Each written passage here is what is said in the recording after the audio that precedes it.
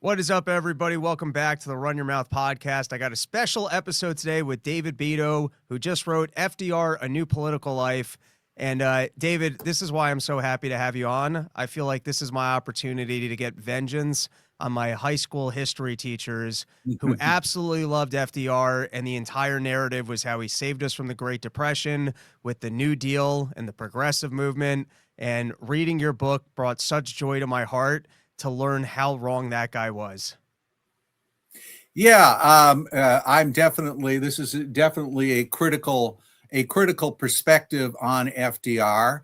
I rank him as a failed president. I put him in the failed president category.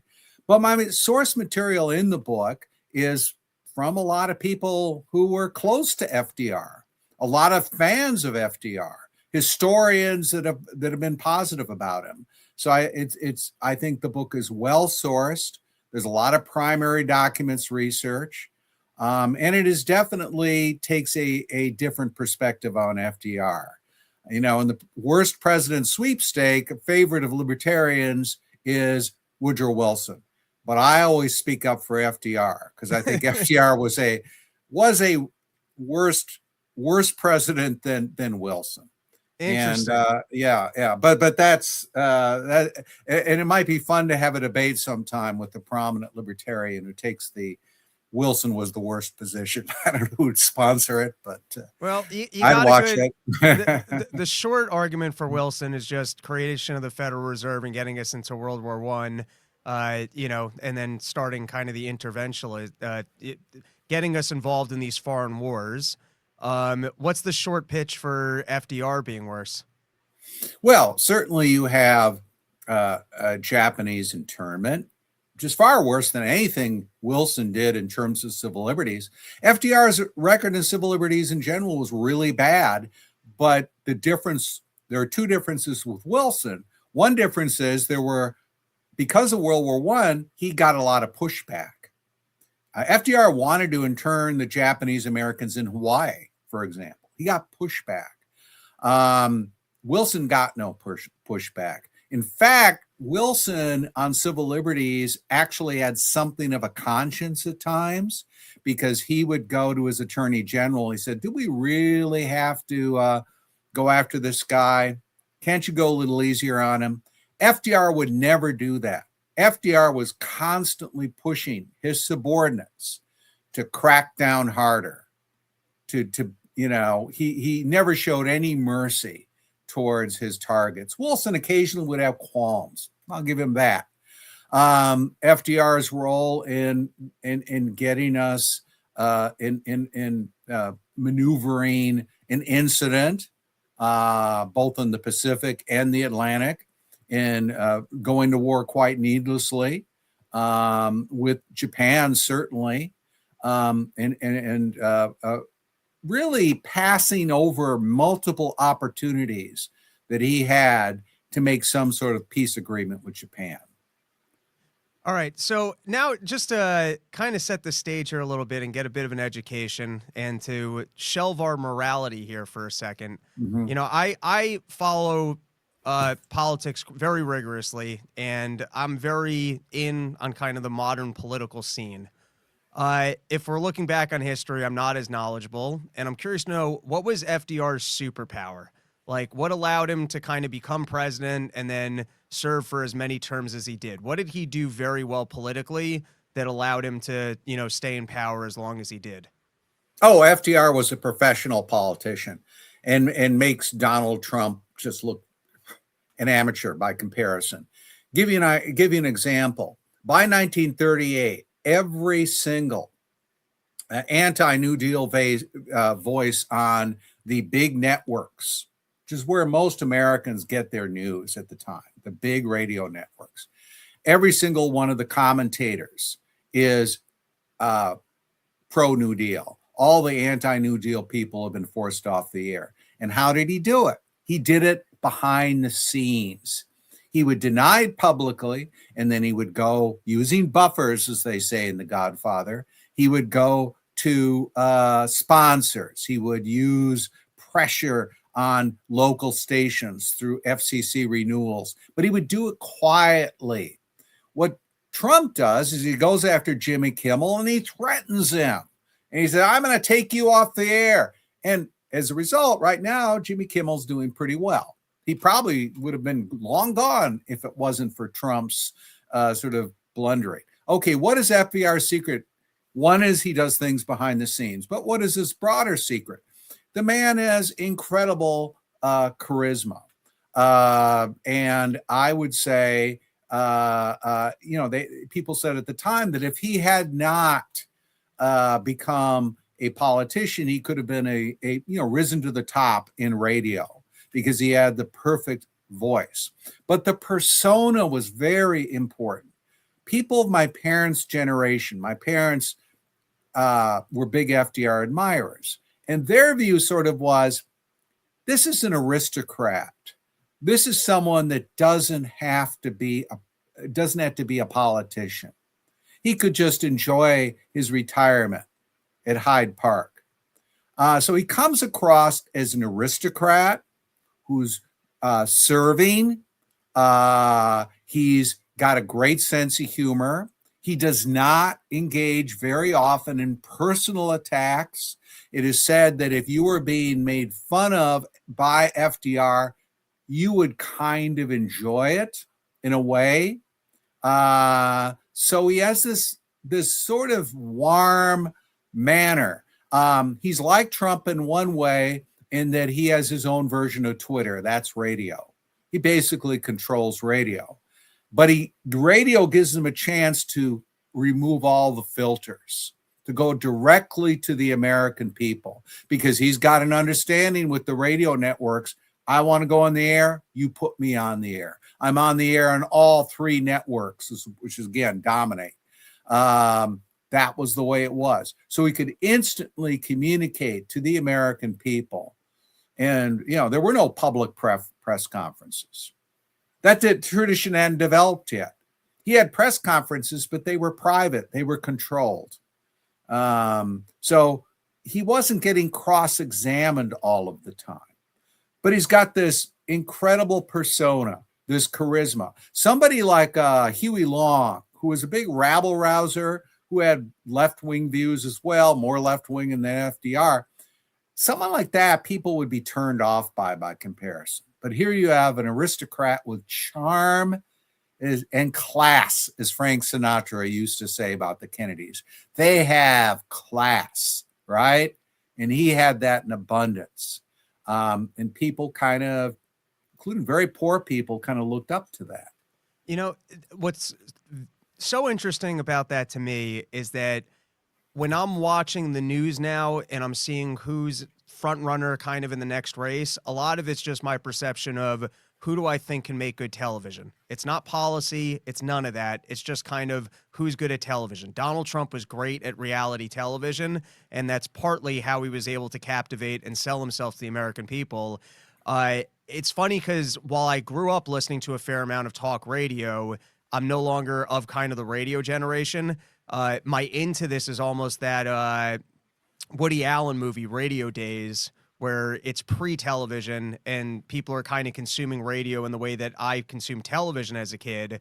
So I guess that was kind of the predominant media of the time. And so if you're a great radio guy, that's kind of the equivalent of being Trump and knowing television in our era. Oh, yeah. And he recognizes the potential of radio. Now, the interesting thing about his predecessor, and I have a lot of negative things to say about Herbert Hoover, and this is one of them, was kind of responsible for the creation of the FCC. He was very much into radio, right?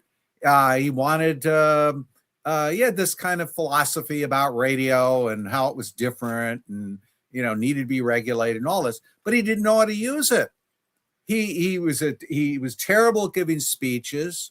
He didn't understand it. But from the beginning, before really almost anyone else, FDR recognizes what radio can do, and he starts hiring people in his campaign who have worked as regulators. They end up as regulators, people in his campaign.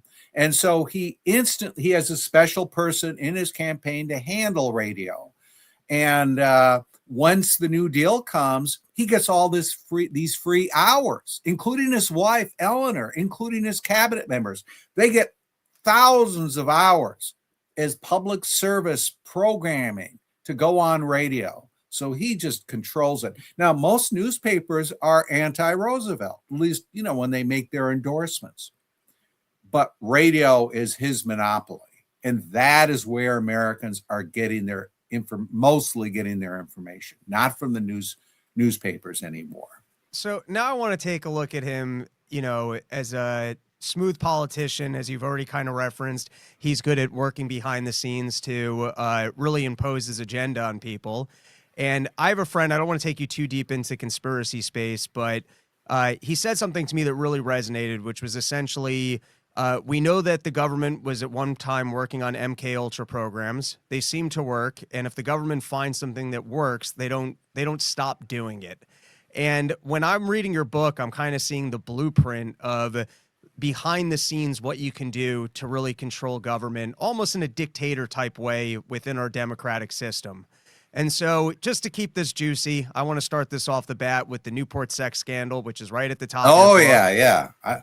To me, it's the funniest thing in the world to send somebody to basically you take a man and then you send him somewhere to find another man to have sex with him. So he's actually the bottom. And then you turn around and go, ha ha, you're gay, and bring the guy to court for being a gay sailor.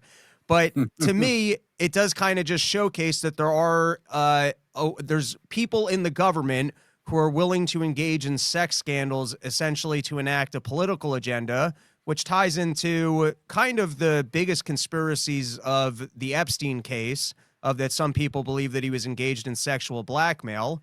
But here you have FDR early in his political career, willing to go stoop that low of that he doesn't want gays in the military. And so in order to essentially entrap them and prove that there's gays in the Navy, he's sending, covert special, gay ops in to find out who's gay in the Navy. But I'll hand it back to you to tell us about this scandal, because, reading the book, I just thought it was so funny and silly that you'd have someone in the, it wasn't the CIA at that time, but just someone having gay sex so that he could turn around and go to another dude, haha, you're gay, and bring him to court over it. This isn't even controversial part of the book. This is, other historians have written about it, but nobody, asks about it. You'll find it in the long biographies of FDR. You'll find specialized articles, very little written about it. Well, the story behind this is during World War I, FDR was, big Wilsonian. He was Assistant Secretary of the Navy, and he was looking around for a way to propel himself into national politics. He really did want to run for president, really from a very early age. And so how is he going to do that? So this looks good. What if I were to expose gays, same-sex sexual relationships in the Navy, and then I could be a crusader and get these people out of the Navy? I'm Assistant Secretary of the Navy. So he goes to there's a guy trying to do the same thing, but he's doing it at a lower level, and he doesn't have funding. He can't get support from anywhere. So FDR finds out about this sort of amateur investigator and says, I'll back you. And he sets up a special division in the Navy that FDR heads, called Section A, nicknamed the Sex Squad. And what Section A does is they get this off here. Section A does is they basically, they'll send in, do sting operations.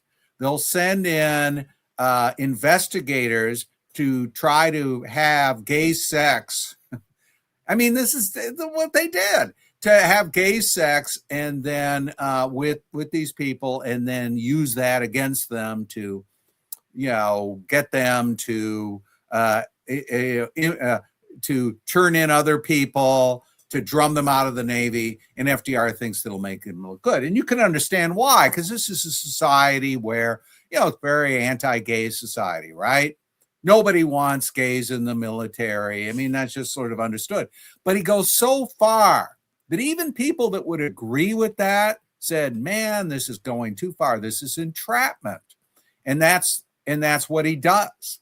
And it backfires on him. And there ends up being investigations, and eventually the Senate investigates FDR, Senate committee, and they find him wholly responsible for this, for these methods. They regard him as unfit. This is the Senate report.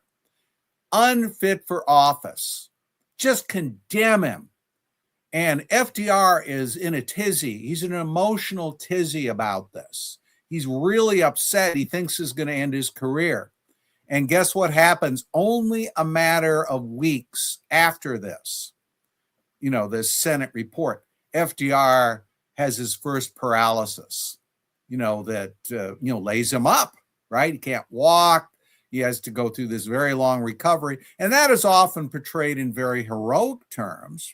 My first introduction to FDR was to watch a movie that focused on this.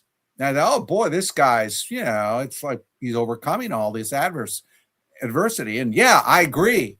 That is admirable. However, who did FDR blame for his paralysis? He blamed the Senate committee, which had investigated him.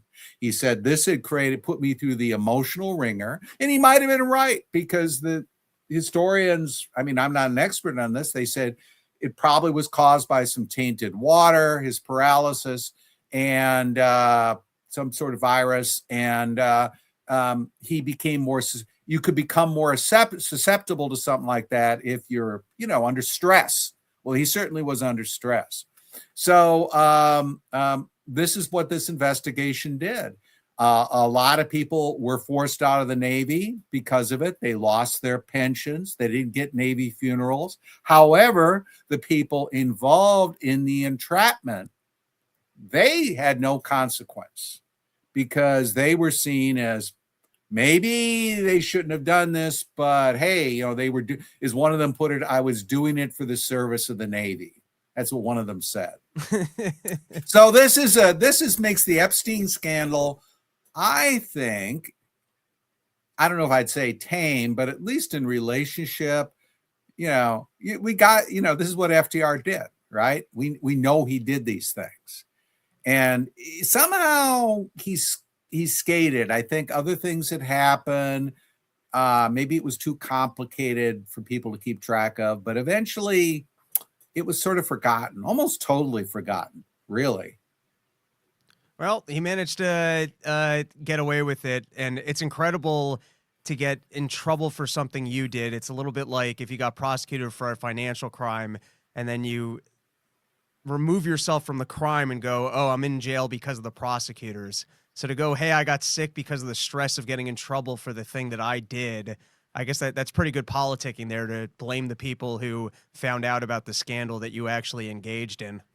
Well, FDR's initial response was, what's the big deal? He said, as Assistant Secretary of Navy, if I order a ship to go from Providence to Panama, I don't ask the captain how he did that. I'm interested in the ship reaching its destination. So sort of like, what are you worried about? The methods. And then later he says, well, I didn't know they were doing this stuff, but nobody believed him. But his initial response was, why are you complaining about this? Isn't the goal a good one? So why are you concerned about it? That was his initial response to it. Well, I think that's the classic way of government approaching things, is having the plausible deniability and asking their underlings, hey, go get this done, and pretending like they don't know how they're getting it done. All right, let's move on to some other scandals, because this is another one that's relevant to today. We're finding out that Jack Smith was essentially monitoring the phone records of individual senators, and this goes all the way back to FDR, where he was monitoring the opposition party through the Black Committee. But maybe you could tell us a little bit about what he was doing, and if you see more of a through line of, throughout all of kind of our political history of the guys in power monitoring the other side. Yeah, the Black Committee, I didn't know about. I didn't know about the Newport Committee. I know about the Black Committee till I don't know, till I was out of graduate school, because just isn't emphasized very much. However, this was headline news in 1935, 36. This is a Senate committee set up at the behest of FDR, called the Black Committee, which is a good name, actually. But It's headed by Senator Hugo Black from Alabama, who is probably the leading ally of FDR. He's an attack dog for FDR in the U.S. Senate. A real demagogue and very effective, though, very loyal to FDR. So FDR says, I want you to investigate these critics of the New Deal. And they did it. Black did it under kind of a quasi-legitimate beginning where he was investigating people in public utilities who were involved in some nefarious things, as far as lobbying goes. But then he expanded the investigation to include all New Deal organizations. And so Black is calling these people in, and they're stonewalling him. They're refusing to cooperate. So somebody has the idea, well, what if I could get their private telegrams? And goes to the FCC to get authorization. So it gets the FCC. Again, the president is all involved in this, although he's very careful to keep his fingers sort of loose. They order the telegram companies to provide these private telegrams. And the telegram companies, the big one was Western Union, they had to keep copies of all telegrams, right? So Black wants access to these. So he goes in there and he gets access. They're ordered to cooperate, essentially. And he goes in there and he has his staffers read thousands and thousands every day. How many does he read? Or how many do his staffers read? Millions. Millions of private telegrams. And he did what was called dragnet subpoenas. No court order or anything. He said, he told Western Union, I want all telegrams sent and received by every single member of Congress for a 9-month period. Millions, right? And then he starts expanding it to include other people. This is all secret. And what he does is he uses these telegrams. Now, we'll give you a sense of how important telegrams are. Their most long distance communication are telegrams at the time. These are the emails and the texts of the time. You would send, they were instantaneous. They were really very similar. And you would often be, candid in a telegram where you might not be as candid in a letter. You might not think about it. You might just sort of brush it off. And so he would ambush these witnesses. Eventually, Western Union starts to tell people, because what Black started to do is he started to go, this isn't enough. He would find some newspaper editor in Iowa. He said, I want all the telegrams from this guy. And Western Union would have to cooperate. But Western Union got very worried about this. It's bad business. So they started to inform people that their telegrams are being searched. And one guy found out about it and he sued. And he won. He won in the courts. And Black eventually said, well, I've done my investigation. I've finished. He had millions of telegrams. I don't need to do any more investigating. So he stopped. But that ruling, which was in the lower federal courts, was a precedent that prevented this kind of thing from happening again. Of course, telegrams are no longer as important by the 1940s, 1950s. But to the extent they were, people like McCarthy or whoever couldn't do this again. And how did FDR walk away from that scandal? He just said, "Oh, this is what Black did." Well, yeah, exactly. That's what he'd do. And he wouldn't be asked probing questions about it. He would basically say that kind of thing. However, he privately, he had a conversation with one of his chief aides in the early New Deal named Raymond Moley. And Moley wrote about this. And Moley, didn't really know FDR was so heavily involved. And he went to FDR and says, I don't like this. This is violation of privacy. What do you think? And FDR defended the whole thing. And he basically said, according to Moley, his view was the end justified the means used. Anything to get it done. That was FDR's response. Now, the successor to Black, because Black got on the Supreme Court. Why? Because of this. or I would say this is one of key reason. FDR said, this is a loyal guy. I want to get him on the court. Now, Black ended up being not such a bad justice later, but FDR had no reason to know that. Black had been in the Ku Klux Klan, for example. FDR knew that. So anyway, he appointed him, and a guy who succeeded Black was Sherman Minton. He headed the committee. He couldn't do the telegrams anyway, but Minton wanted to make it a felony for newspapers to publish anything known to be false. Jail sentence. Sounds like Trump. And that was what Minton's view was. He proposed this bill and everybody opposed it. Left, right. It was really quite inspiring to see the opposition. However, early on, FDR was asked about it. And he said, maybe we could do this. The only problem with this bill is if we send everyone to jail under it who deserves to go to jail, we wouldn't have any room left in the federal prison system. That was his response. Joke about it. But even he wouldn't stick his neck out for it. He wouldn't oppose it either because he saw the public reaction, which was really quite interesting comparison today. The public reaction to it was almost universally negative from left, right, and center. And we could learn some lessons about that. As I say, a left-right coalition for civil liberties. There was one during this time. Very powerful. And when you say his pitch was essentially, I guess on both of these, both on the sex scandal and now on the Black committee, that the end justifies the means. On the Black committee, when he says the end justify the means, was it just trying to basically squash the opposition to the New Deal, or what was the pitch of, the end means that he was looking to achieve with the Black committee? He would say probably, what kind of defense? What was he thinking? Okay, if you have a charitable explanation, he was thinking, look, what I'm pushing here, this New Deal is essential. I'm saving capitalism. He said that, by the way. That's why people kind of believe that. It wasn't true. I deal with that argument.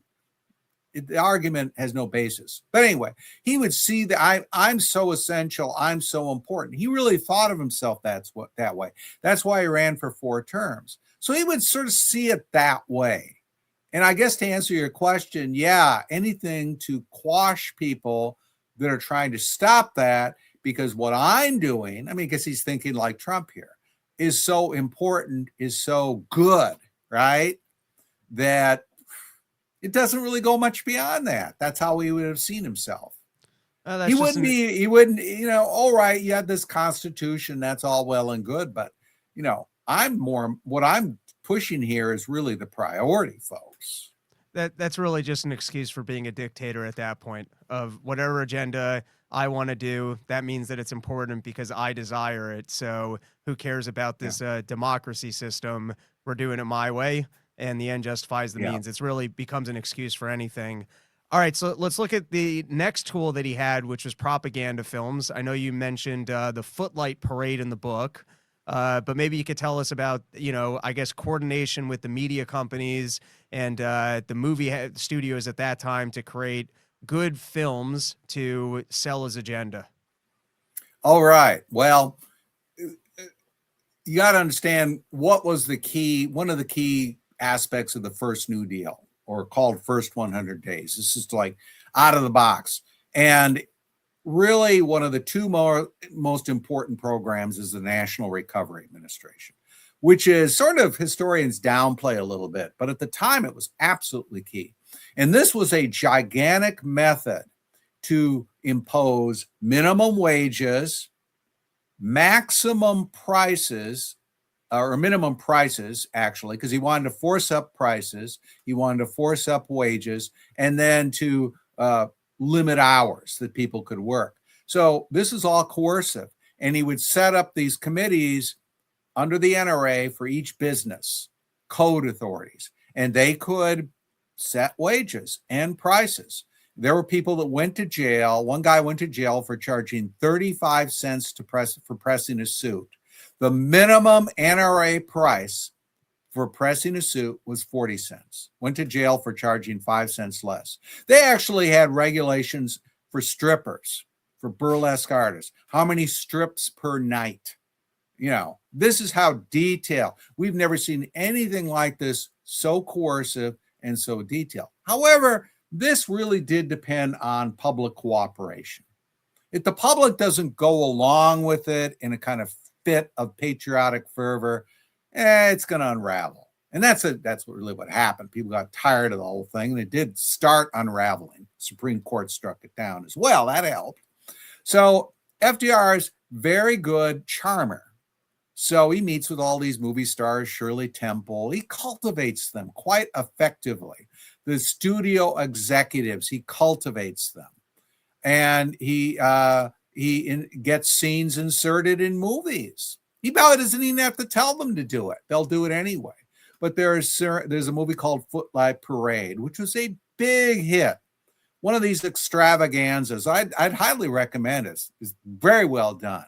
One of these great dance numbers starring Jimmy Cagney and others. High budget, lavish. But they have this scene in there where you've got these I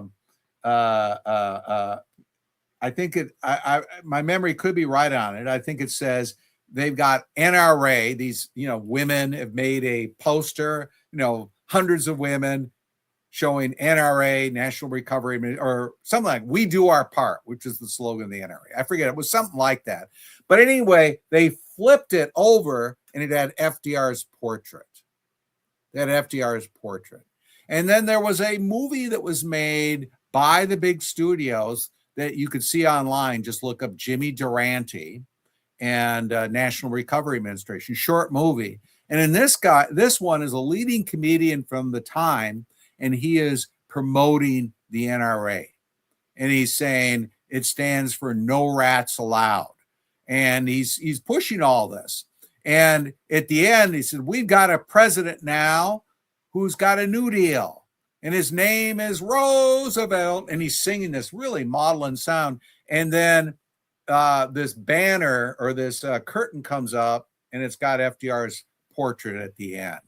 So it sounds like what other dictators are doing in a way. Sounds like what Mussolini is doing, what Hitler is doing. And the same kind of thing is happening here, at least as the publicity for the New Deal. And Mussolini and Hitler admire the New Deal. They like it. Mussolini feels flattered. He thinks FDR is, and he's right to be flattered, because the New Deal is borrowed from fascism, Italian fascism. FDR admires Mussolini, says so, calls him that admirable Italian gentleman. It's just so remarkable, if you have any understanding of economics, to be creating price controls to save democracy, and then to be so fully socializing the economy as to dictating prices across the board and go, hey, this is me saving democracy. But I guess that's good politicking, is the Donald Trump and making the most grandiose claim to, frame what you're doing, even if it's the polar opposite of reality. I think one of the also just really relevant storylines and working behind the scenes against the interest of the American people is everything he did to sell World War II. And so I'm going to list off some of the things that he did, but it's because I've seen it in all the wars of my lifetime. I see it happening right now as they try and ramp up for an Iran war. But you've got, firstly, suppressing free speech. We haven't seen that much of that, but we'll get into that, what he did during World War II. But in selling the war, you've got the fake intelligence of the secret German map of pretending as if the Germans are actually coming here. You've got the fifth column fears. And then what I found really interesting was the Lend-Lease of basically pretending as if you're going to make loans or send military gear over to someone and you're going to be paid back for it, which is really just a way of, basically getting yourself into the war or supporting the war.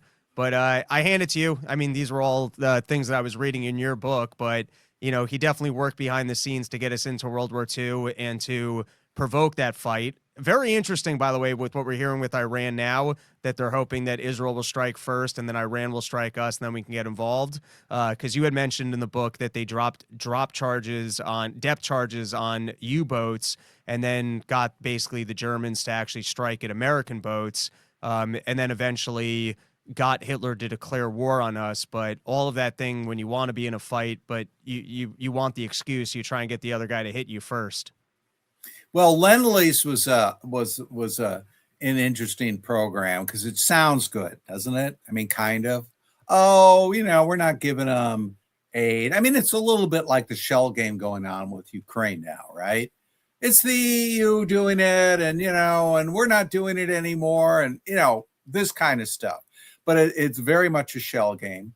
We're giving the British and the Soviets, because they get billions from Lend-Lease. This is pre-Pearl Harbor. We're giving them all this, no questions asked. Lend-Lease is basically no questions asked, at least for the Soviets. So we're just funneling it over there. But is it lending? Not really. Somebody was an opponent of Lend-Lease said, how do you lend somebody an artillery shell? You can't get it back. And someone said it's like lending somebody chewing gum. You don't want it back, basically. So he does that method, but it's typical FDR. I think he came up with this, and it's a really clever move because it sounds, if he'd have gone and said, I want, he had put that dollar figure up there. He said, I want to give them this. He wouldn't have gotten it because Lend-Lease was really hard to get. It was a very, very close vote. There was a lot of opposition to it. Now, you talked about, this propaganda. The British have set up a kind of covert unit in the United States. Not so covert, really. And they're paying leading reporters to run stories. They're doing all sorts of stuff. It's a massive propaganda campaign. This is pre-Pearl Harbor. And again, this isn't particularly controversial. So FDR says at one point, we found a map, right? That the Axis have what they're going to do. They're going to conquer Latin America and create German puppet states and abolish all religions. And it's just a fake. It's just a fake. But, people aren't really in the mood, much to ask questions. Now, as to freedom of speech, I actually think FDR is more anti-free speech than Woodrow Wilson. But Wilson didn't have the pushback that FDR has. FDR wanted to shut down the leading metropolitan newspapers, Chicago Tribune, Washington Daily Herald, New York Daily News. These papers have millions of subscribers. They are big papers. He wants to go after them. But his attorney general basically says, I don't have evidence against them. And also the problem is all of these big papers after Pearl Harbor said, we're with the government now. We're supporting the war effort 100%. So how do you get them, they're not opposing the war anymore. And, basically the attorney general says, I could never get a jury to convict these people. So FDR goes after the more vulnerable people, sedition trials. He goes after the black newspapers.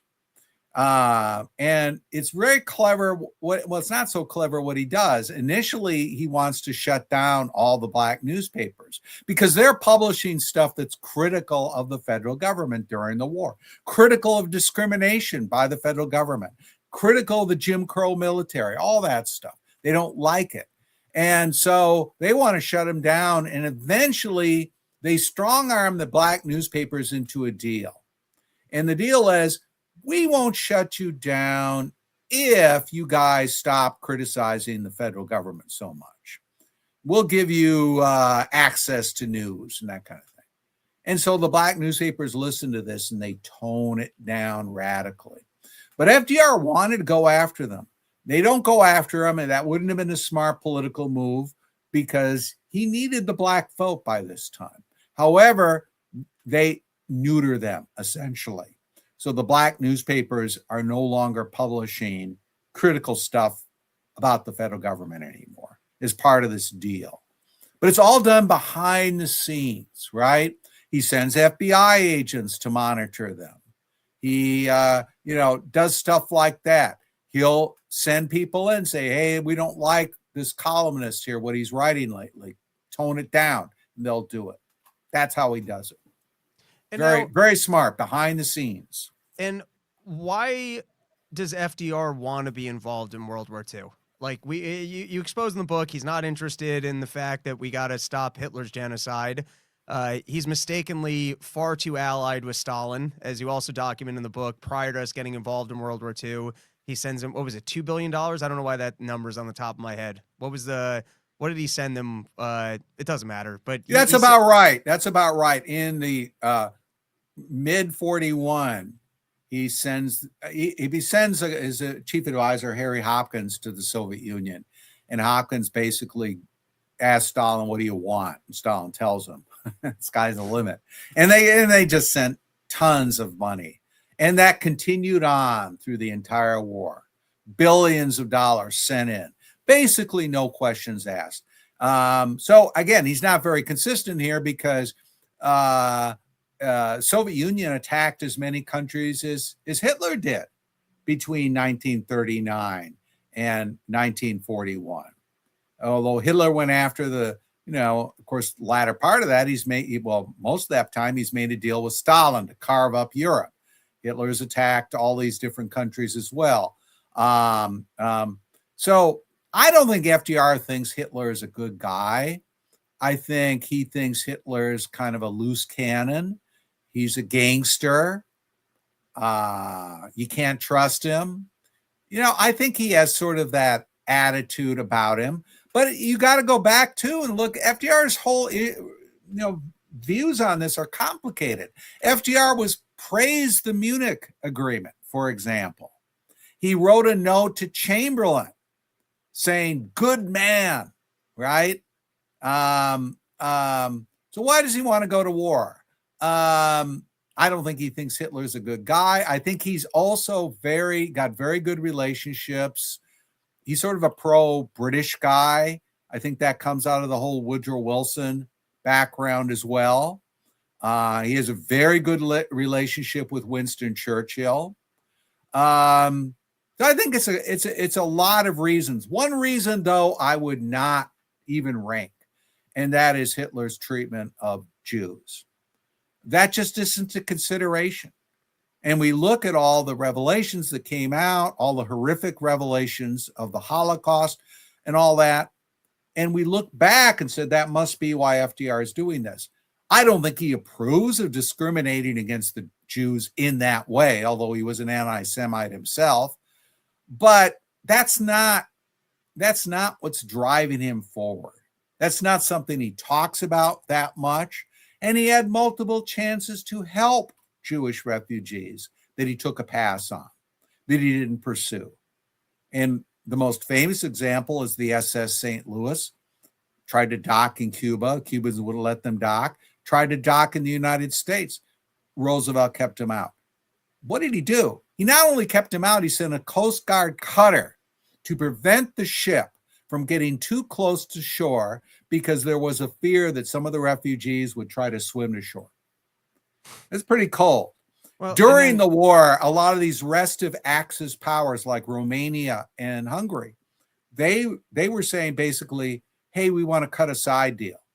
Romania said, we have 70,000 Jewish refugees. You pay the transportation costs, which weren't that much really. You can take them. We'll even transport them on our ships. You pay for the costs. The Vatican even agreed, or at least a lower level person, to transport them under a Vatican flag.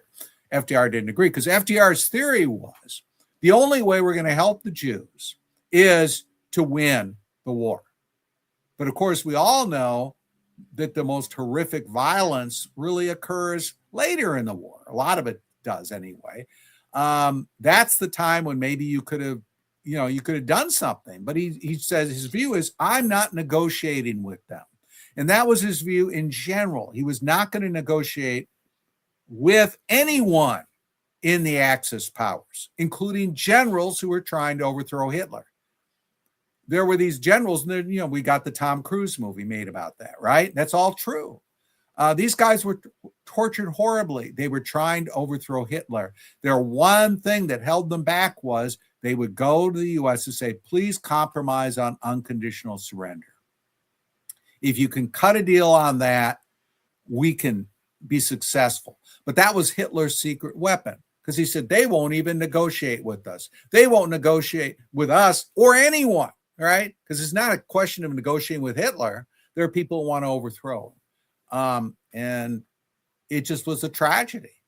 It just was a tragedy. And everyone was against that policy. Churchill was. He was very quiet about it.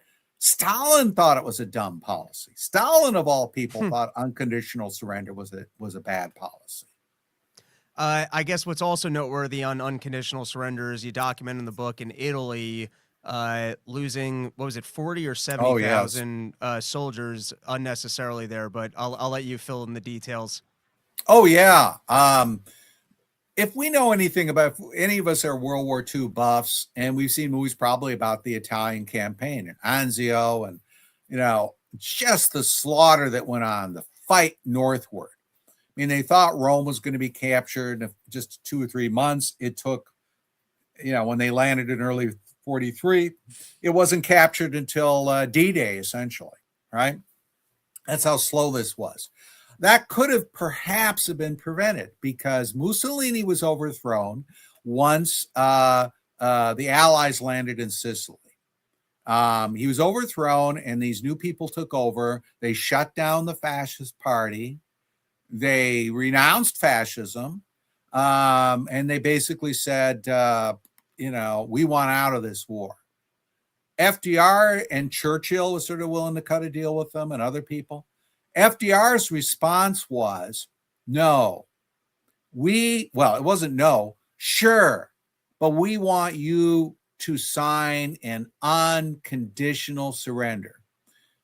The Italian government was led by a prominent general, Beito, and he wasn't going to go along with that. He was going to agree to just about anything, but he didn't want that language in the document. He didn't want to say that in the document. But FDR insists. The negotiations drag on for weeks and weeks and weeks. And meanwhile, what the Italians government is trying to do in Germany, say, hey, we're still in the Axis. Don't worry about us. Everything's fine. They're trying to appease them. And the Germans are starting to figure it out pretty quickly, right? These people we can't trust them. And so what the Germans start doing is they start sending German troops in, pouring them into the Italian peninsula, right? Initially, they hadn't been there, at least not many of them. They're pouring them in.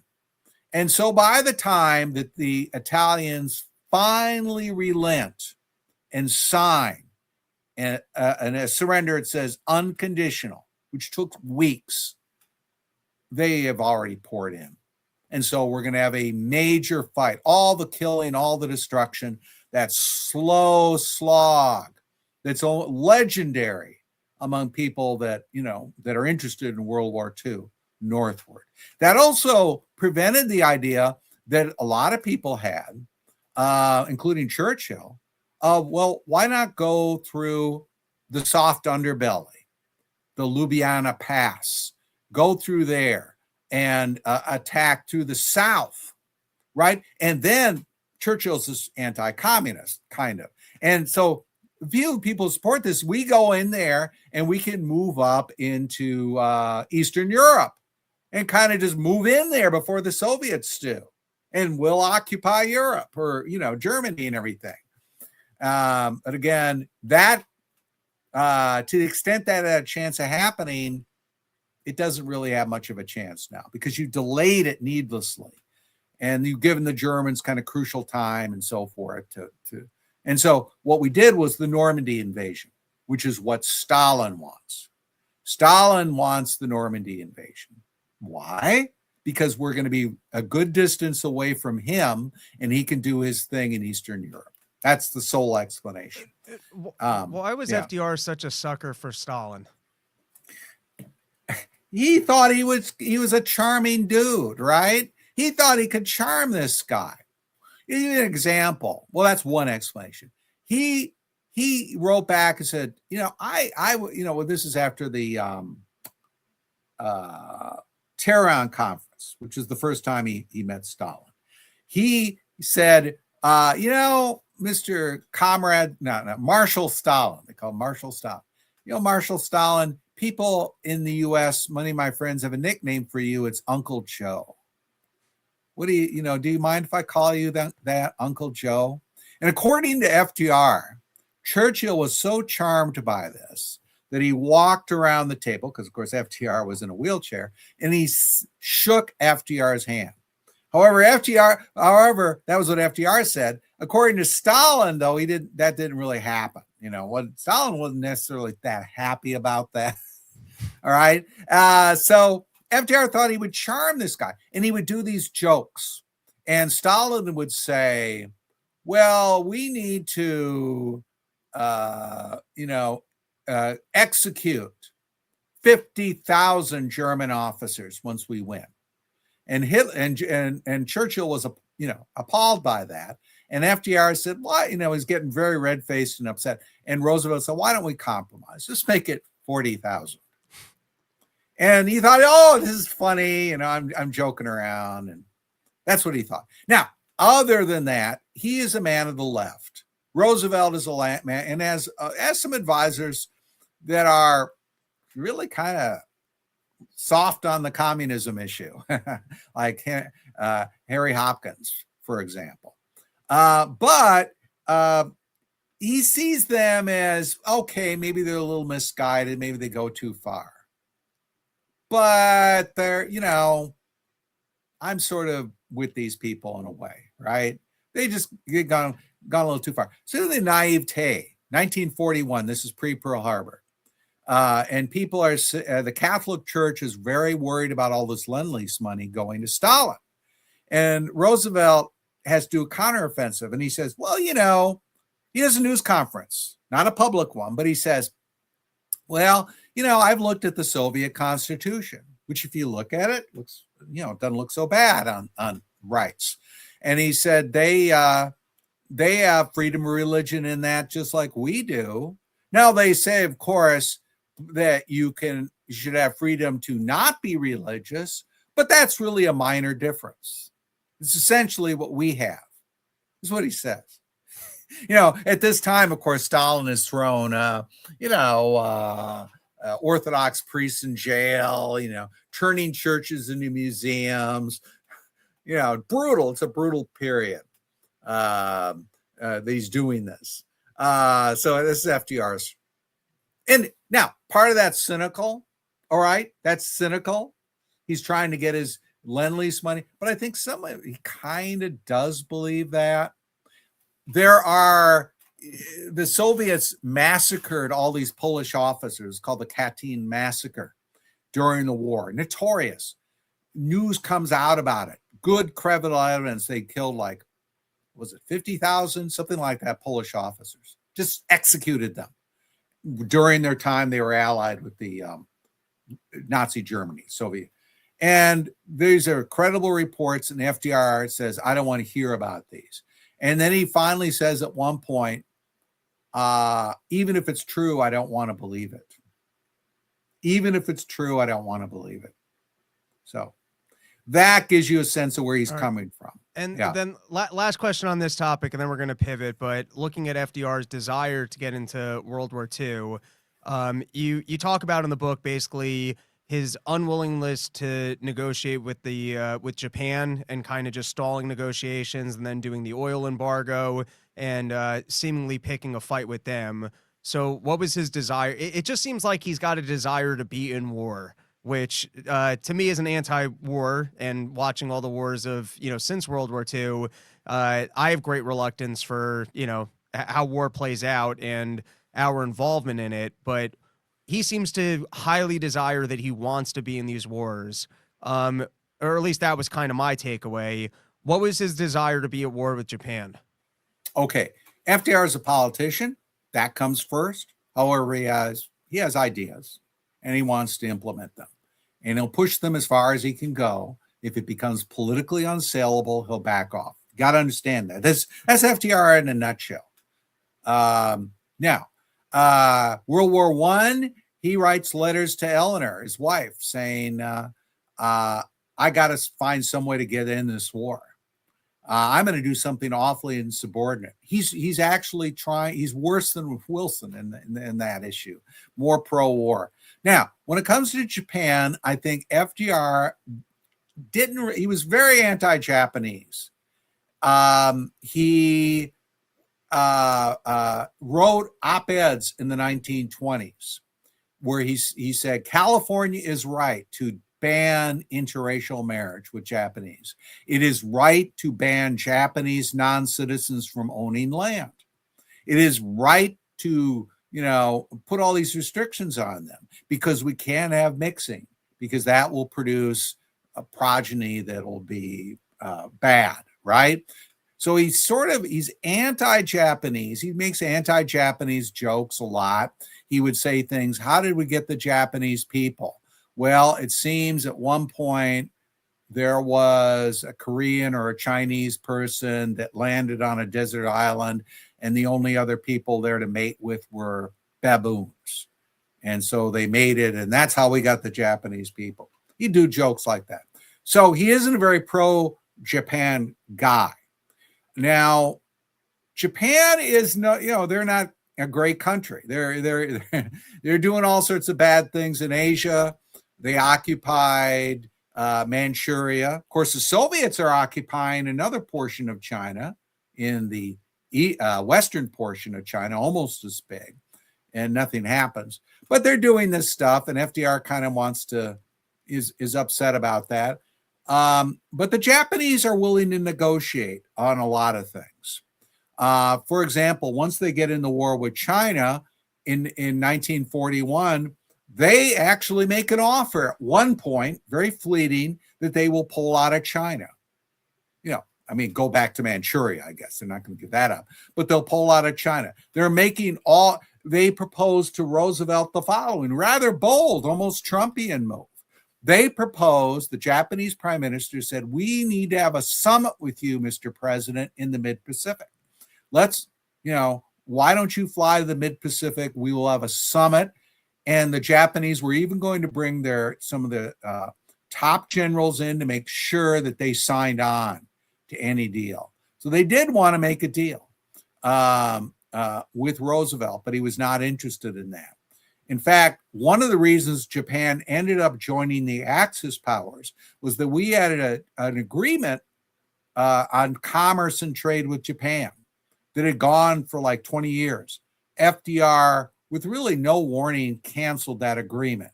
And the U.S. ambassador in Japan said, he's ruined it for us. We were trying to negotiate. And what happened shortly after that? Japan joins the Axis. And of course, we have the embargo on oil and strategic metals shortly, a few months before Pearl Harbor.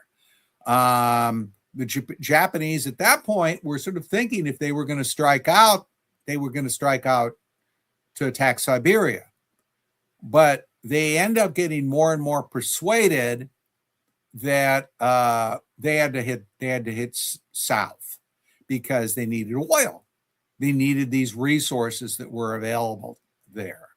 So there were opportunities, and this is coming from people like George Kennan and sort of leading historians, pro-FDR historians. James McGregor Burns even said stuff like this, about as pro-FDR as you can get. And he said, look, the guy is an incompetent. He could have negotiated. But instead, his view is, I'll stall. And eventually they will attack. He didn't expect Pearl Harbor, though. But he thought that they were going to attack eventually. But he sort of put the onus on the Japanese and showed no creativity in cutting a deal, right, with Japan. Right. And as a result, he sort of drove Japan into the hands of the Axis to a great extent. That was a Japanese decision, certainly, to do that. But he just rebuffed rebuffed any sort of possibility of working out a deal with Japan with these unrealistic goals, which were, you know, a whole set of demands that he had. If you look at his demands right before Pearl Harbor, they're just non-starters. They're take all your troops out of China, you know, make this deal, make that deal, renounce this, renounce that. I forgot, but it had all sorts of things that were just non-starters. You know, I wish Trump would take the lesson. You can sit down, you can actually get negotiations done. I want to very shift similar to that, very Yeah. similar to the Trump's negotiations with Iran. Here it is, sign on the line, no give. Very similar. All right, I want to shift gears to some financial topics. Before we do, I want to take an opportunity to do some plugs. I made the mistake. I went live about 3 minutes after we started. I didn't realize I wasn't live yet. So first is, why don't you take an opportunity to plug the book and where people can follow you and whatever else you got going on. All right. Well, this is the book right here. It's called FDR, A New Political Life. And it's, you know, it's inexpensive. I think it's 20 something dollars. It's not a bad deal. And it's a book that looks at FDR's life. So I have a lot in there. Where does this guy come from? What are the ideas that shape his outlook? What is, you know, what's, you know, how does his background, why does this guy make this incredible rise up the political ladder?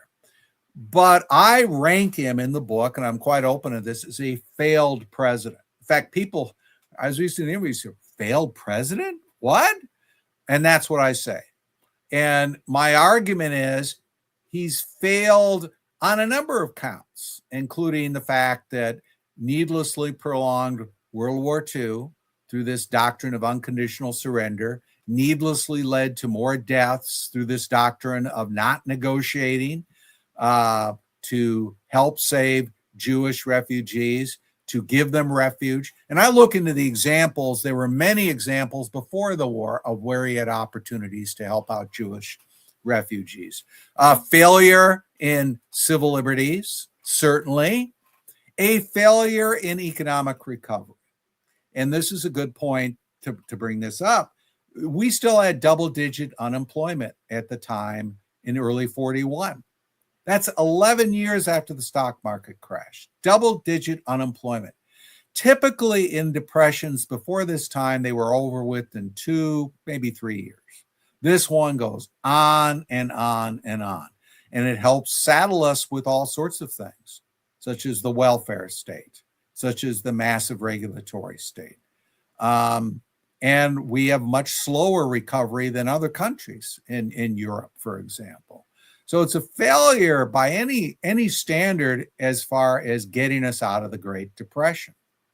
All right. Well, we're going to close out the episode with the New Deal. Before we get into this topic, also for everyone listening, please go to robbernsteincomedy.com. You can subscribe for premium content for all $5 a month. All right. So the next thing I wanted to take a look at is I'm going to read this line. It's out of your book. It was the topic was the neutrality blunder, but this one line really spoke to me, which was the NYE committee of the U.S. Senate had popularized the belief that a cabal of bankers and arms manufacturers had hoodwinked the American people into supporting World War I. Now, quite conspiratorially, at least in this day and age, I've been under the belief that essentially Wilson was a J.P. Morgan guy. Maybe J.P. Morgan is also an asset of the Rothschilds, and Wilson is more of an asset of the Rothschilds. That might be more conspiratorial. But my understanding of World War I is basically J.P. Morgan lent too much money over to England and he needed a bailout. And so the World War I, basically we entered World War I because J.P. Morgan needed a bailout because he had lent too much money and he couldn't afford for, you know, England to lose that war. I don't know how accurate that is. You're the historian. You can tell me if that's an inaccurate scoop. But I do find it fascinating that at least at that time, I guess the general public was a little bit more aware of that storyline than I think people are today. Yeah, and that's why, you know, we have a push for neutrality legislation in the 30s, because people are looking back to World War I. And one of the things that we did have in World War I is we gave a lot of loans private loans to the British, right? And are we going to get paid back or not? That's a big question. Not just J.P. Morgan, but Morgan, the House of Morgan is certainly involved in that. So I think that that's certainly a key factor. All right. I think Wilson is motivated by a lot of things by this point. I think he has sort of a grandiose view of presidential power. I think he wants to rewrite the map of Europe. So I think that that's driving him forward to a great extent. But certainly, you got tremendous economic forces that want those loans repaid. And from the beginning of the war, Wilson has pursued an unequal policy. For example, the Germans are attacking not neutral shipping at first. They're attacking British ships, Allied ships, not American ships. But Americans sometimes are traveling on board these ships. So you have these incidents like the Lusitania incident and so forth, and it's provocative and it helps to draw us in. However, at the same time, Britain has imposed a zone around Britain where it doesn't where it puts mines to blow up German submarines. And it's not as spectacular, but in effect is able to shut down, much of the German trade outside of their Baltic and other ports, because you got these minefields being laid. Wilson does say to the British, you shouldn't do that, but he doesn't do anything about it. So it's very unequal treatment of these two violations of neutrality. He gives all these speeches. So I think it's a combination of things, but I think that helps set the stage. Yes. And now this might be even more conspiratorial, and it's a little bit off topic from FDR, but I also perceive Wilson as being a manufactured person, of kind of being picked while he's in Princeton and being propped up by Morgan to kind of go on and be president, which then does lead to the creation of the Federal Reserve. Now, maybe I'm connecting too many dots here that didn't exist, but I don't know. Is there any truth to that theory? I haven't looked enough at that particular theory about Woodrow Wilson, but he does come out of nowhere. He's a little like Barack Obama in that sense. This guy had never held an elective office until 1910, and he runs as he's elected governor of New Jersey, and then 2 years later he's elected president. Wilson is a well-known figure as a university professor, but he was a university president. He was also kind of a blunderer. He got in all these fights with the faculty and that kind of thing. But he's got a lot of early supporters. And I think part of Wilson's secret is there's a lot of flowery language. He's a little bit like FDR too. He's got this kind of professorial, well-educated, polished in a way. And he's got all this flowery language about democracy. A lot of people who've been classical liberals end up supporting Wilson, believe it or not, because he sort of sounds a little bit like a classical liberal in a lot of ways. So he has this kind of variant of progressivism, which talks a lot about democracy and rights of the people and all this flowery language. I think he just sort of pushed the right buttons, but certainly, if you were to look at the Morgan interests, what I know about their support of Wilson, yeah, that would be a guy that, they would like, right? He's kind of, in a way, seems like he's fairly harmless, right? He's eloquent. He's not a rabble rouser like Bryan. He's not he doesn't come across as a demagogue. If you listen to his speeches, they're very professorial, right? There's a little bit of FDR in that, a little bit. And FDR is an early Wilson supporter. He is what they call an original Wilson man. He was he was there from the beginning supporting Wilson in his run for the presidency. All right, so now, this is a bit of a loose question, and real quickly, I got a question from the chat that they're interested if you're going to be putting out an audio version of the book at some point, or if at the moment they got to actually do the work and read it.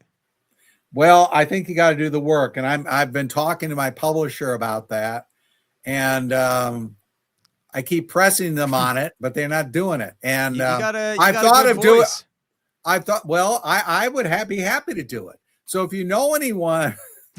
You know, anyone that would be willing to do this, and I can just go to the publisher and say, hey, these people will handle all the technical side of it. I'll read it and let's do it.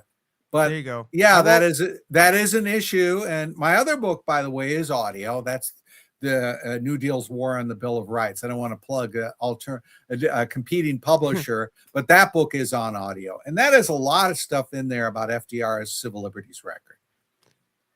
And I will tell the fans that I'm not the best at actually sitting down and reading books, and this one's a smooth read, and it's a quick read. So it's a quick read. It's relatively short. Yes. Don't be too concerned. All right, this is a looser question, but on the same that I was somewhat fascinating that the general public was aware of what I guess in this day and age is a little bit more conspiratorial. It's interesting to me that in these election cycles, there's concern for kind of the value of the dollar, sound money, gold-backed money, and that those were kind of themes in the elections. And that comes up a little bit in the book, I think, as FDR kind of flip-flops on his stance. But I'm just, if you can kind of, you know, it was interesting that through the COVID spending, inflation got on people's radar. And if not, you'd kind of need to sit down with a libertarian who wanted to explain to you the problems of inflation, but it suddenly really confronted people in their daily lives, so they were aware of it. The topic, though, of kind of sound money is a little bit more irrelevant, I think, to the general voter. I'm curious if you can kind of walk us through the election cycles of this time during the Great Depression, where that's kind of more on people's minds and more of just a topic of elections. Okay. Well, if you look at the 1932 election, FDR runs an establishment campaign. You want to see a New Deal there. You want to see all this stuff, NRA, going off the gold standard. You're not going to find it. He runs a conventional campaign. In fact, he gets the support of some very pro-gold standard people in the Democratic Party, like Senator Carter Glass. And he gives a speech right before the election. A lot of people have talked about, called the Covenant Speech. And you can Google it. Not written a lot about. But in this speech, he says, we've got a covenant, which is gold contracts, right? If you have a contract and you promise you're going to pay somebody in gold, that's got to be honored, right? The covenant. He basically is sort of not, he says, I'm for sound money. He doesn't say exactly I'm for a gold standard. Hoover says the same thing, though. He says, I'm for sound money. So FDR doesn't run a pro-New Deal campaign. In fact, he attacks Hoover very often from the right, saying, this is a spendthrift. We need to cut government spending 25%. That's what he says. One of the first speeches FDR ever gave is on audio, which I'd be happy to send to people. In fact, I cite it. And in that speech, he sounds like Ronald Reagan, for God's sakes. It's quite an amazing. So anyway, after the election, it was a disaster. He sets the stage for this by the banking crisis, which was totally needless. There is a banking crisis. What you used to have is the president be elected in November, wouldn't take office till March, called the long interregnum. During this long interregnum, FDR refused to do anything positive. He refused to work with President Hoover or to support anything positive. There is massive banking crisis. Thousands of banks go under. And there was one way maybe to have prevented a lot of that. There was a model, and it was the Canadian model. Canada did not have one bank failure during the Great Depression. It had a depression, but not one banking failure. Why not? Because Canadian banks could branch. So if you had in Saskatchewan, the local economy went to pot, it wouldn't drag down the whole banking system, because all you'd be dealing with is a branch in a national banking system. There was a proposal, several of them, and during this long period, to allow American banks to branch across state lines. FDR opposed it. He knew about the success of the Canadian system because he had often vacationed there. So you're setting up a crisis situation. And then when and FDR's people bring this up and say, why don't you cooperate with Hoover? Why don't you propose something positive? Why don't you try to stabilize? And FDR said, he told people, said, well, everything goes to pot. I want to come in and rebuild anew. I want the whole thing to go down. He said stuff like that privately. He would not say that publicly. So he comes in with the banking holiday, right? Which really was sort of like he'd set it up. And then what he does is he very rapidly, goes off the gold standard. He makes jokes about it.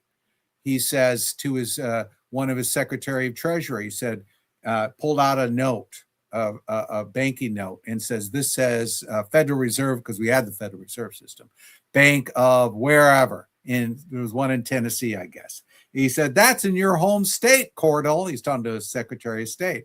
And he said, the only thing that makes this valuable is that I say it's valuable, or the government says it's valuable. So what are you worried about?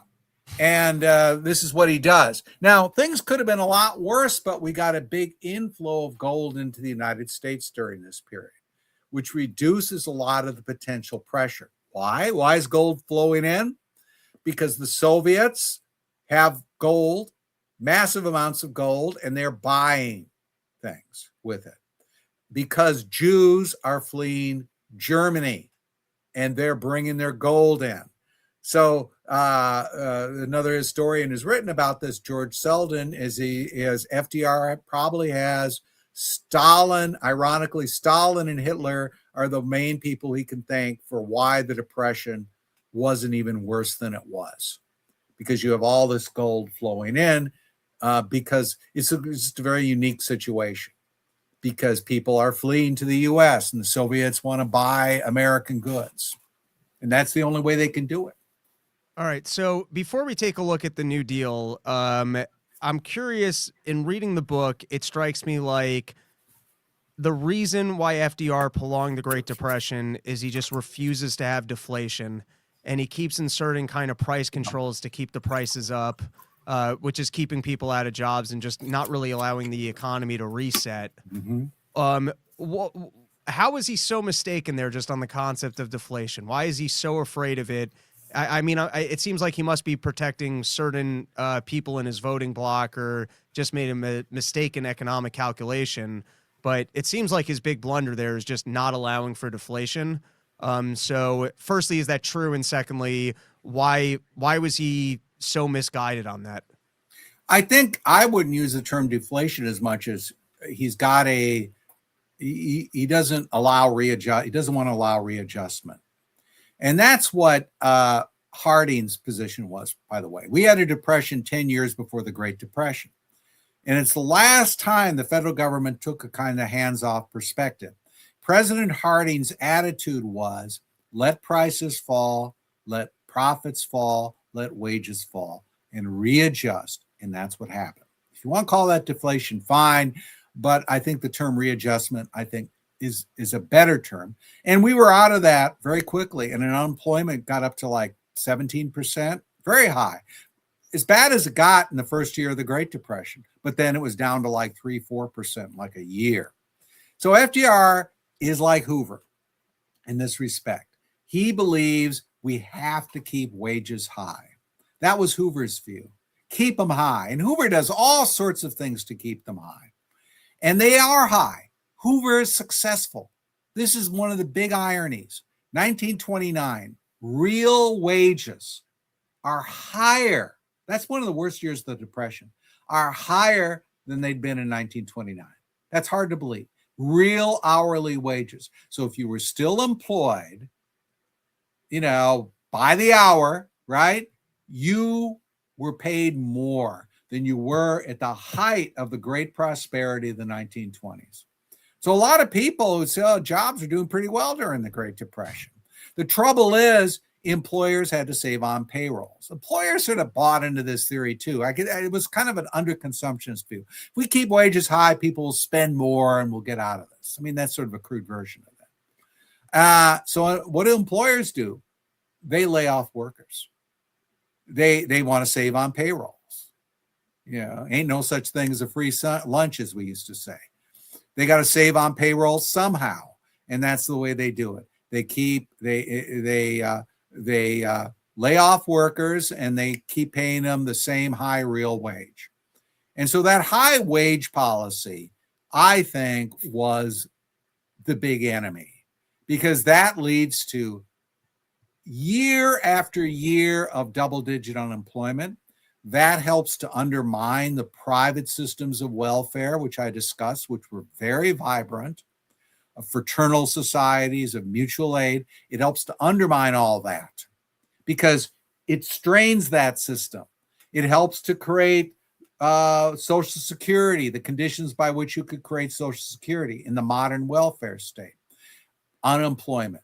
So if you'd had the readjustment, I think we'd have been out. No matter what, I don't say no matter what kind of currency, but I would argue that was really the key culprit there. You're not allowing readjustment to occur.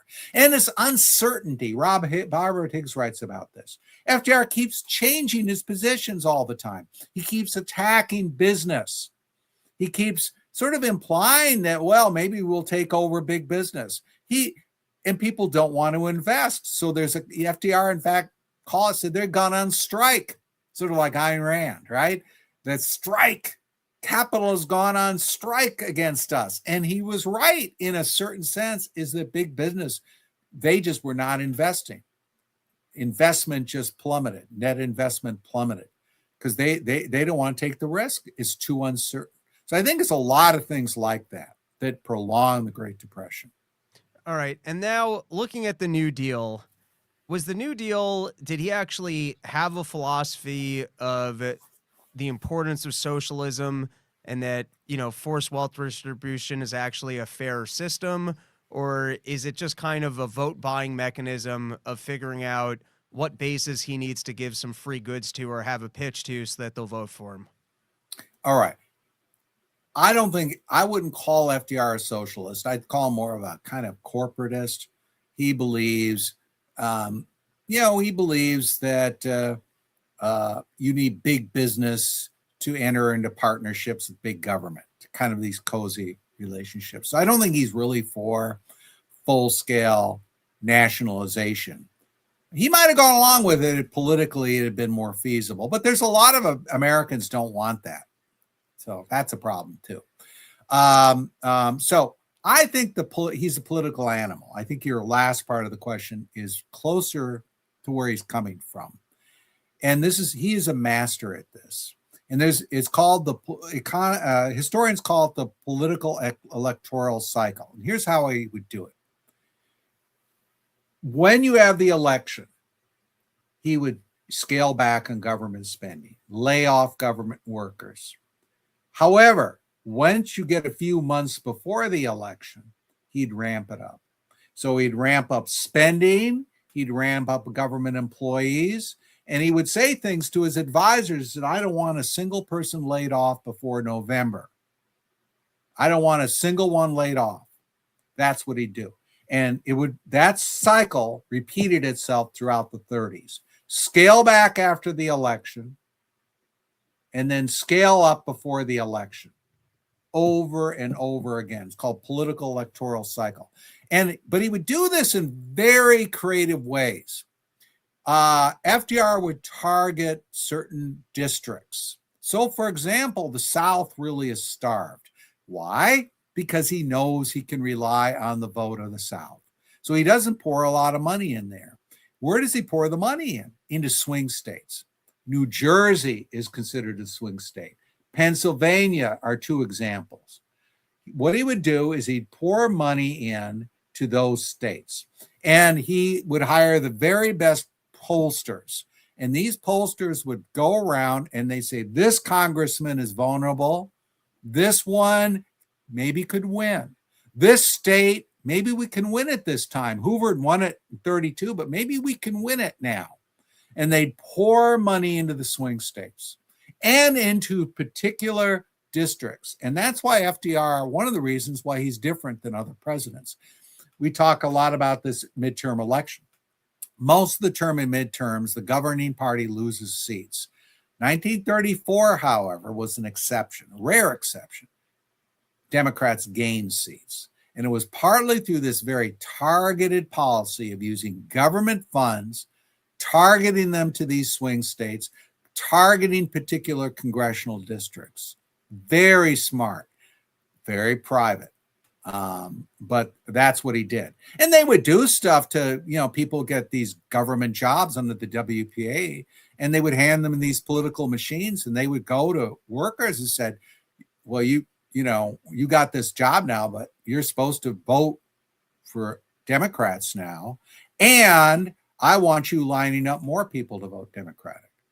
And this is a scandal, but this is what they did. Very blatant, very effective. And done quietly. And again, he's got the radio in his hip pocket. So this is covered by newspapers. In fact, someone wins a Pulitzer Prize for exposing this. However, it just doesn't get the traction, partly because people are not getting their news as much from newspapers. All right. And to close this out, I want to make sure that we give FDR a proper smearing. And like I said, most of my education on history is from the absolute liberal nonsense they fed me in high school. And FDR was kind of presented as a liberal hero, mostly because of the New Deal and the fairness he brought with the social insurance schemes, blah, blah, blah, nonsense. But man, was this guy a racist. And as I'm reading through your book on, various schemes, such as not putting an end to lynching, keeping blacks out of jobs, keeping them out of the military, there's a lot of racism in there. I'd love to hear the FDR was a racist pitch. You can go to Thurgood Marshall, right? Not a libertarian by any means. And he said, he is so overrated. FDR didn't give us anything. He didn't do anything for us. And here's what he did, though. He was very, worth mentioning, this is cold, but who called FDR the coldest man he ever knew? He didn't care about you. He didn't care about me. Harry Truman. That's what Harry Truman said shortly before his death about FDR. So it's cold. But FDR is pushing his New Deal during the 30s.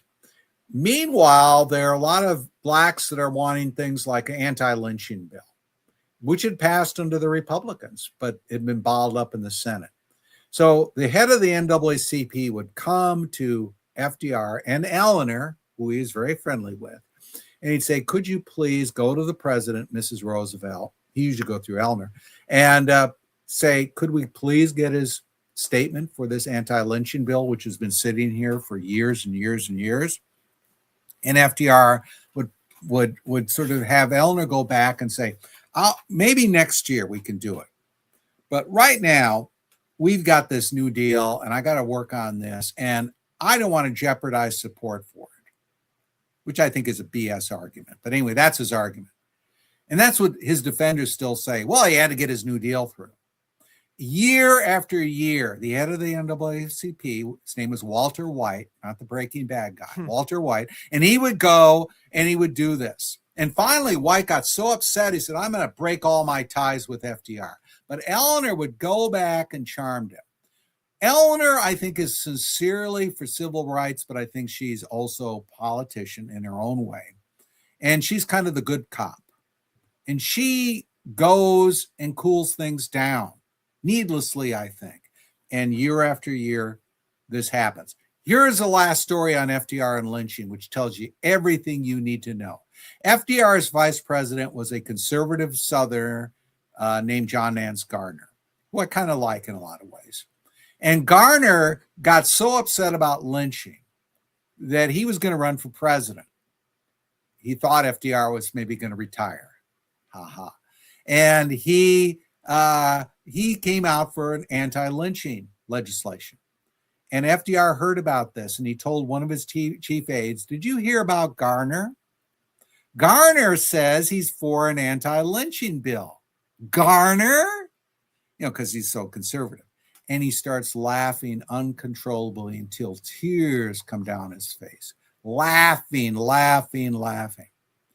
Now, if you really wanted something like that, like you claim you do privately, you would see that as a good opportunity. If I were Roosevelt, well, Garner was like Mr. Magic as far as dealing with Congress. He was former Speaker of the House, highly respected. He could have handled anything. Instead of seeing it as an opportunity, FDR sees it as amusement purposes. And we could look at his record too during World War I. He helped to bring in Jim Crow in the Navy, segregate bathrooms, for example. He was in charge of a kind of watch project to ensure that bathrooms were segregated. They purged all the African Americans from the Navy, all the ones other than janitors. They forced them all out. There were some who'd been put in there by Republicans, forced them all out. And FDR, of course, he's fine with that, I guess. I mean, he doesn't necessarily want to force them out, but if that's what it's ordered to do, he'll do it, right? He doesn't protest. Let's put it that way. And then didn't the NRA limit black employment during the Great Depression, or did I have that wrong? Oh, yes. Okay, here's the way, it's basic economics, and I have some cartoons from black newspapers, which, man, they nail the economics, right? What they would do is you'd force up wages. So you had a high minimum wage, very high, well above market levels. And so if you're lining up outside the door because employers are laying off all these people, right? And you have whites and blacks trying to get the same job. Let's assume you have a racist employer, or an employer just says, I don't want to hire black people because that might create conflict. And, they could have all kinds of motivations like that. Makes it easier for them. Because I have all these white people I can hire instead. The black person might be willing to work longer hours, but the problem is you've limited the hours. They might be willing to work for less. Problem is you can't hire them for less. And so there was a leading black newspaper that had a wonderful editorial cartoon. And in the first panel, it shows a black guy going to his wife saying, honey, under the NRA, we've got maximized wages, minimized hours, and, what's the other thing? But, we got all these things, right? I'm really looking forward to it. And then the next day he shows up, and there are all these people lined up, and there's a big sign up and said, because of the NRA, we are supposed to minimize hours, maximize wages, right? Higher wages. Therefore, only whites will be hired. Now, that's an understanding of economics of what the minimum wage does, what Walter Williams used to say about the minimum wage, the racism of the minimum wage. It's a beautiful illustration of that from one of the leading black newspapers in the country.